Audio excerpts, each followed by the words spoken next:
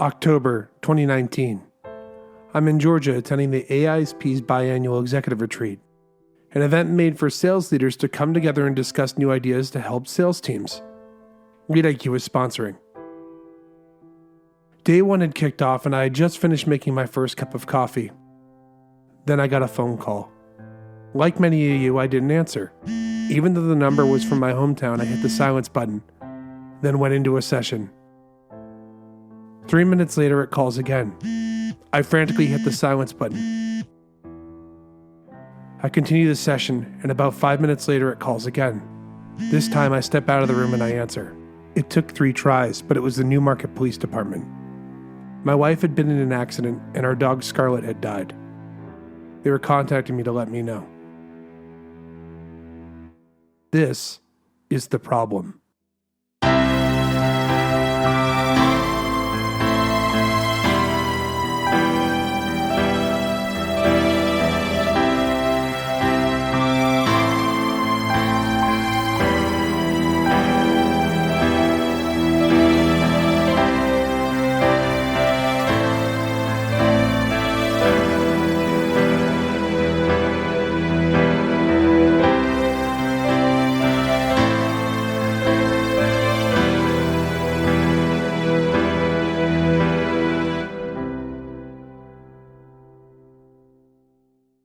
To start with, I want to talk about local dialers. The reason I didn't answer the phone when the police department called me a couple times is because sales reps do this thing with sales engagement platforms where they turn on spoofing. Spoofing allows them to act like they have a local phone number even though they don't. So I get calls from Newmarket, New Hampshire all the time from people that might live in California or Toronto or Florida or wherever the hell they want to live. I don't care. The point is they can pretend that they live in Newmarket, which makes me think, oh crap, something must be going on around my town, I better answer. When you get hammered after being an executive for over 6.5 years at a company by prospectors left and right every day, it's very easy for you to not trust answering a local number and letting it go to voicemail. The second reason that I didn't answer the call is because of something called the double tap. Sales reps have such a bad connect rate when they do cold calling that they do this technique called the double tap where they'll call a phone number, person doesn't answer, they wait a minute or two, then they call again. And the idea is that if you see a number call you twice or 3 times, it's probably an emergency and maybe you'll answer. That ends up being a cold call. Both these techniques are symbolic of a bigger problem. After spending almost 6 weeks of discovery talking with people, I realized something. Buyers don't trust sellers, and sellers can't reach buyers. There's something happening here where they can't figure out a way to talk and work with each other. In fact, HubSpot actually did a study where they went out and they asked people, if you're on a deserted island and you had to be stuck with people, who would you trust the most and who would you trust the least? Salespeople, lawyers, and car salesmen all ranked in the bottom 3. That's really alarming. So how did sales get like this? If you're a seller and you write a lot of cold emails every day, the industry average is a 1% reply rate. 1%. Hello, darkness, my old friend. I've come to talk with you again because a vision softly creeping. Due to copyright law, Ryan O'Hara and this documentary are prohibited from covering, performing, or using the likeness of this song for more than 4 seconds. Back to you. I don't know how it got this bad. We've been trying to get people to do personalization. It's not working. If you're cold calling someone, the average connect rate is 3%. So that means if I'm a seller and I call 100 people, I'm only going to hear from 3 of them. This is super alarming. We're teaching prospects to not answer outreach. What the hell are we going to do when that number drops down to 0%?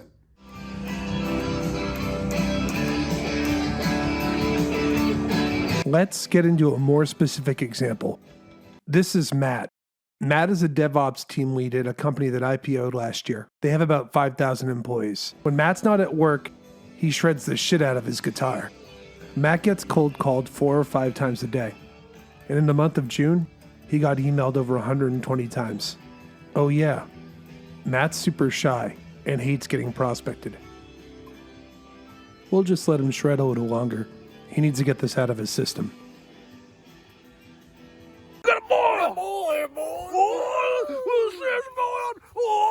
This is Tom. Tom likes to tap his own maple syrup.